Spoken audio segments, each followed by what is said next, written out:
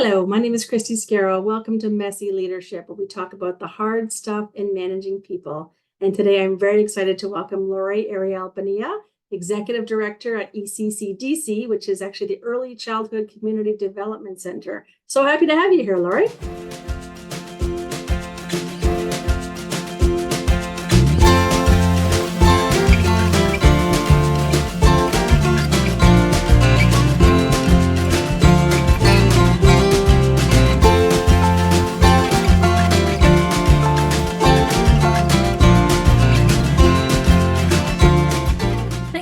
Christi. Thanks for asking me to join you. Yeah, I'm excited for our conversation today because I know you've been at ECCDC for a number of years and progressed, in your career. And so I would love to get an understanding from you about some of the maybe early lessons that you learned as a leader that, helps shape who you are today.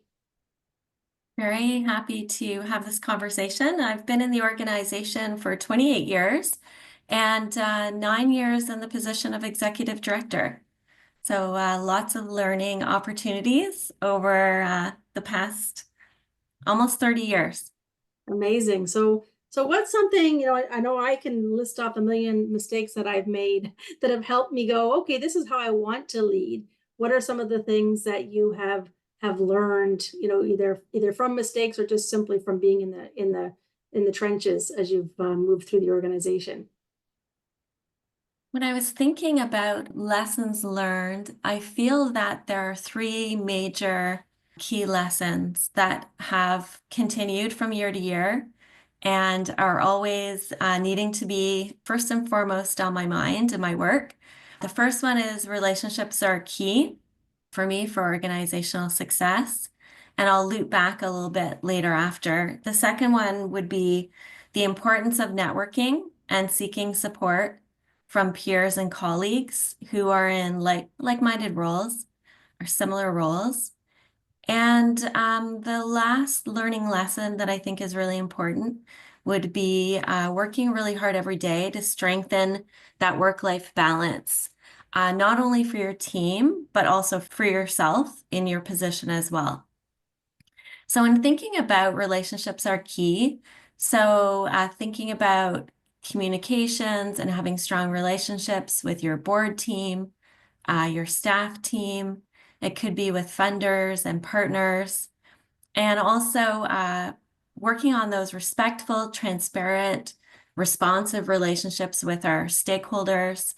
And I think that that would probably be first in my mind every day, regardless of what activity or task I'm working on in my role. The second one is not hesitating to reach out for support.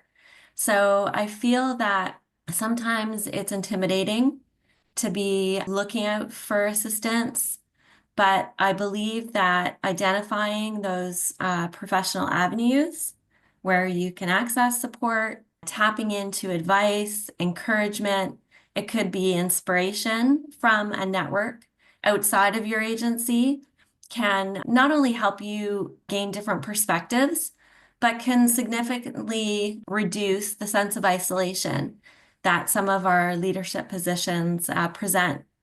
Yeah, if I can jump in before you, I'm gonna loop back to the third thing you suggested, because on the networking side, I just want to reinforce, because I think that's an area that as a leader, I didn't think enough about. I really didn't put a lot of stake in that. And I think I felt a bit like I had to do it all, which is, I think sometimes a mistake a lot of leaders make, and they're trying to prove themselves.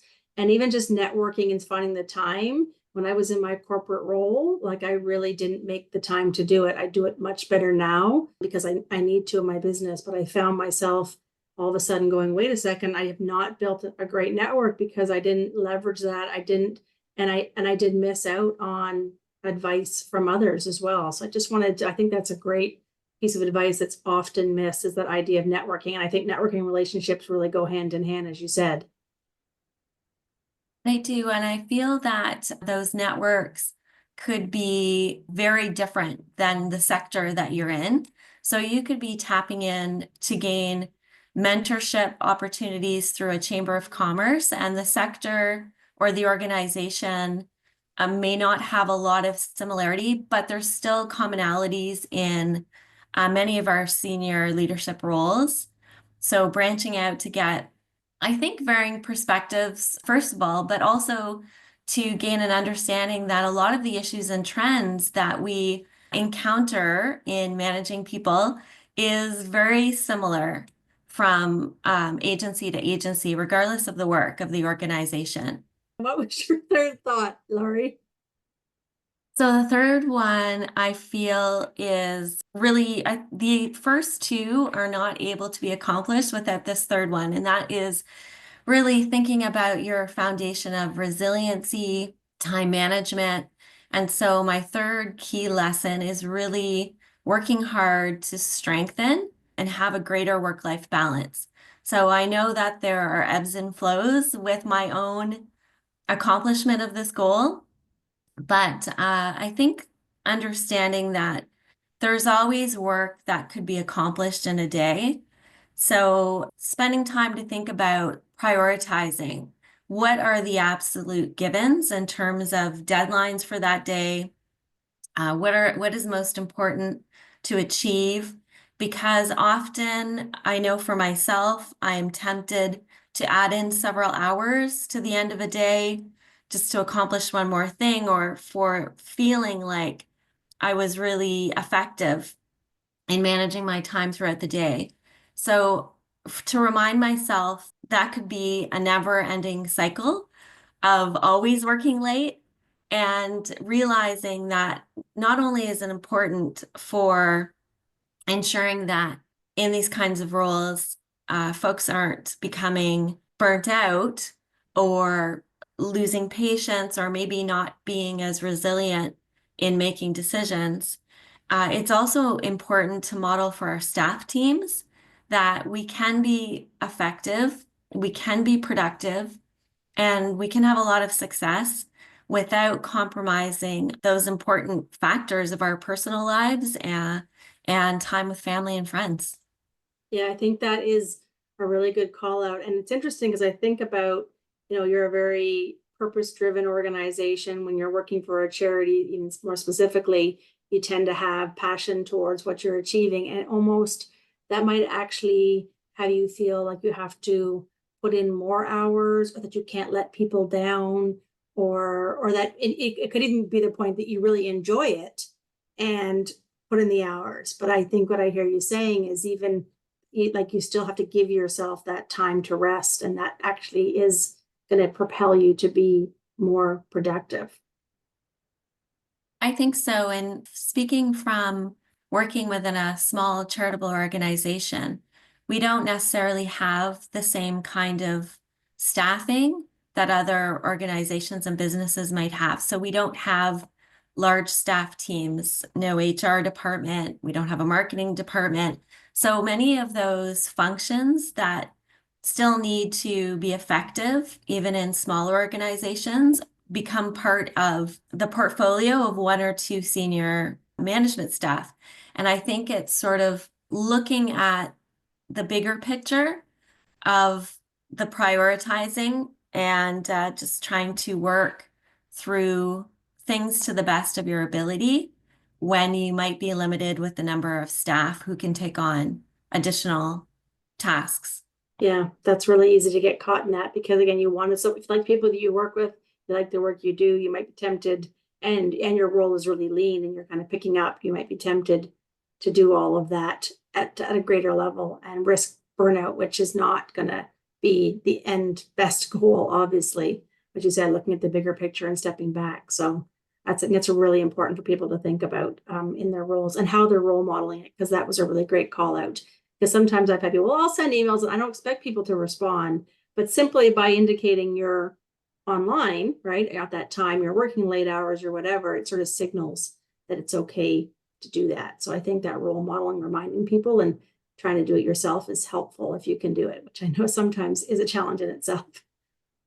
It's a challenge, and I don't think it's always a bad thing to be working late or to be working a few hours on the weekend. I really feel that for myself and my team, you have to trust that everyone's going to do what they need to do to feel proud of the work, to feel up to date, to feel effective. So if that means something after hours, I think it's the feeling of not getting into that habit or routine. So it becomes less of an extenuating circumstance just to feel caught up, like after a vacation or maybe before a vacation, but so it doesn't become the norm. Yeah. I feel that something that I've put on the bottom of my email signature kind of reminds folks of that. I can't remember the exact wording, but I've included my working hours may not be the same as your working hours. So please respond when it's appropriate for you to do so. Yeah, that's a great setting the scene. I just read something about finding your Einstein hours, like that peak time for you. And I know for me, it's early in the morning. So getting my work done and things out early in the morning because I lose steam by late afternoon. So I think it's not a bad thing to do. If you want to have that time on the weekend where it's quieter and you don't have the distractions, that makes a lot of sense as well. But you're signaling that, this doesn't have to be the same for you, which I love. So I'm going to shift to maybe what you find challenging today. You're obviously in a very senior role. What are some of the challenges you have to deal with that you feel messy, and how do you overcome those? That's a great question. So definitely challenging with that professional balance of time management and those strategies for resiliency and multitasking. But we did talk quite a lot about that. I think another piece would be a big piece about my daily thinking is revolving around staffing. So caring for that reflective practice around staffing in general each day, trying to recognize the strengths that staff members bring to the table, and then sorting out how to possibly maximize those strengths, not only strengths, but interests and passions, while still ensuring that the roles within the organization are still covered. So just trying to leverage what strengths people around you bring, and that may be staff, but it also could be board of directors. So recognizing some wisdom, guidance, past experience that team members can bring and try to make the most of those skills. I think also with staff, trying to have a balance between creating spaces where staff are inspired to work independently and room for their own critical thinking, their solution finding on their own, coupled with meeting their expectations around the that culture of support and coaching. So I feel and sometimes with new staff, it's also that nurturing in a new role and mentoring. So I believe there's a balance that you need to find between trying to determine when to step in to support staff and trying to determine when to step back. So it feels like a little bit of a balance beam in meeting their needs as well as meeting your needs for that delivery.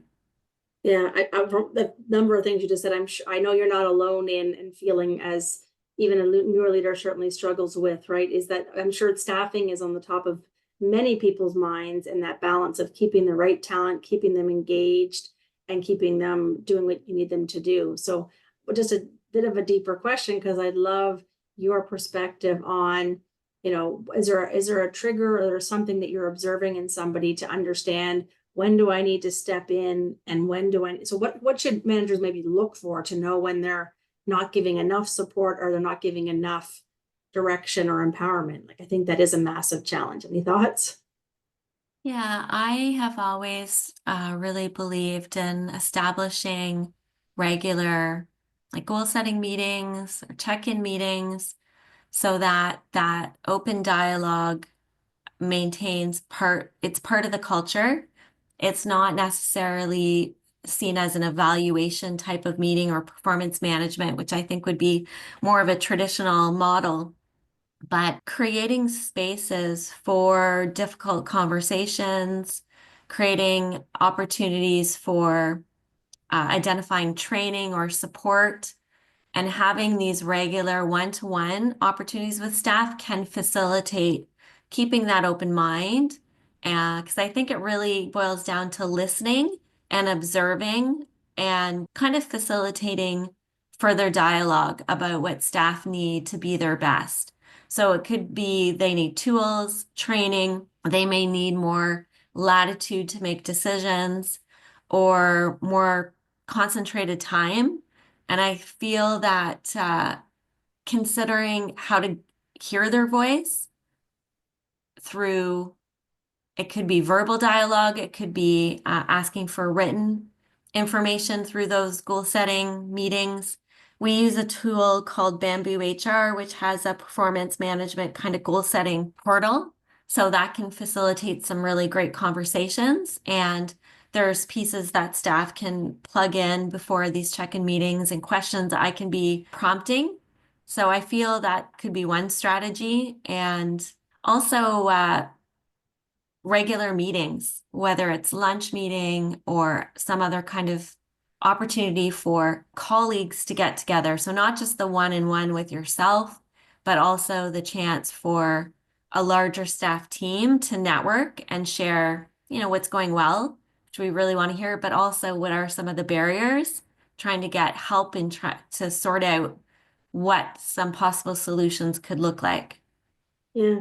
And so to summarize what I heard from that, which I think is really great, is one, it's about those, it's not just a once a year annual moment. If you don't, you're not going to have a pulse on what their challenges are, what the struggles are, unless you have those multiple touch points. So, and multiple ways of engaging, because it's not always, some people might be less comfortable to outright say it in a one-on-one or even in a group meeting, but you're now having the ability to document things and share things in a different way. So you're covering, I think, different styles and comfort levels there. And I also know, having worked with you and your team, that you establish a good basis of trust, right? And without kind of that foundational trust and willingness for people to speak up and have a voice, I think that, and the added to the multiple touch points, is a great way to make sure that you're fully aware of what support people need, and if people are comfortable running ahead and you're allowing them to step back and just take the lead.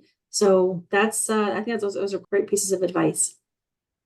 So having said that, I'll shift to my last question, which is a little bit more open-ended, and it may be the same as what we talked about or something over and above, but I know people are struggling to manage others at times. I know I have. And so what advice, any last words of advice for those folks who are in that space right now? I think trying to look for new ways to connect with staff.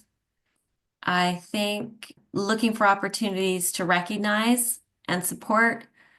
So recognition in different ways, little and big, and also recognizing that everyone has different motivations and preferences for working. Can you give me an example of little versus big recognition? Because I think that's a great point too. So I think that it's easy for us to send a quick email to thank someone for work, but it could be, bringing in pies before Thanksgiving to thank the team for a wonderful project that was managed. It could be something more formal, like a staff gathering, a celebration. It could be recognizing individual birthdays. It could be lunches where food's provided. We do a raffle for time off. So I think that the strategies could be very different throughout the year, and not all of the strategies need to be costly. Yeah. They could be just really different and random ways of showing gratitude. Yeah, and just to go back to linking to your relationships and networking, I can even say, as somebody, you were a client of mine and you sent me a thank you card, which I don't normally get from clients, I have to tell you. And that's a small gesture, but meaningful and extended beyond your team. So you're recognizing other people that you partner with. So I can tell that you live the culture and the words that you're talking about. Well, I think thinking about that, a couple of other last words would be just be kind and patient to yourself in your management roles as you're trying to navigate different team building opportunities. Be okay with taking baby steps so that you're not feeling overwhelmed. And I guess the very last piece would be open to challenges and difficulties and try to look at them as a learning opportunity rather than taking setbacks personally. And I know this is always challenging, but just remember that there's going to be days when the answers are very clear and days where some of what you're thinking about could seem very murky. But all in all, just trying not to take things personally if they don't turn out exactly as you had planned. Yeah, you offered amazing advice on this conversation. So I really want to thank you so much for being a part of the conversation and being here today. And to my listeners, if you're looking for ways to navigate the messy bits of leadership, you can find links to helpful resources in the show notes or find me at christiscarrow.com. So thanks again, Lorrey. Thanks so much, Christy. Have a wonderful day. You too.